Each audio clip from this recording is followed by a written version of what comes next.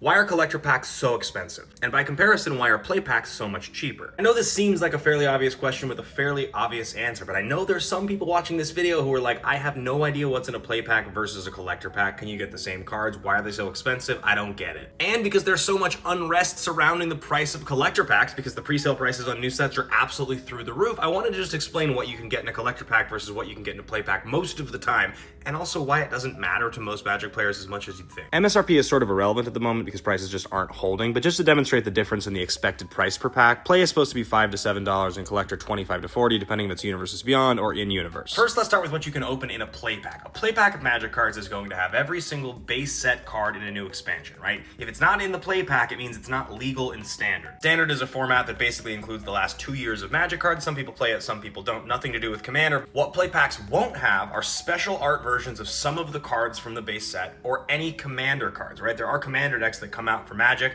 and if you want to get like a special version of a Commander card that doesn't just come in the pre-constructed deck they sell, that's going to be in a collector pack. Be sure to hit that follow button if you guys like content like this. I'm always trying to talk about whatever is new and trending in the world of Magic the Gathering. So again, when like a new Commander deck comes out and they've got it on sale at Target and it has a really cool card you want, buy the Commander deck. It will have the card that you want. If you need like a special extended art foil version of that card, you'd be fishing for it in a collector pack. How commonly you can pull which versions of which cards will vary from set to set, right? Sometimes it's 1 in 3, sometimes it's 1 in 10, sometimes it's 1 in 100, sometimes it's 1 of 1 ring in the Lord of the Rings packs. But consistently, if there's ever any kind of crazy rare promotion where there's like an extremely sought after card, those will be in collector packs. But they're never, ever cards that are functionally unique, that don't have a basic version you can get somewhere else. There are highly specific examples of Commander legal cards that are only available in collector packs, not Commander decks, but that's really uncommon. The serialized golden Chocobo, all of the neon colors, they're just fancy versions of regular traveling Chocobo, which you can open in play packs. The One Ring was available in regular pack. You could even get one guaranteed in the freaking bundle. Where the price gouging on collector packs does get really frustrating is that Magic is a collectible card game, and if you're in the game to collect and you want the fancy versions, and these things that are supposed to be like $300 a box become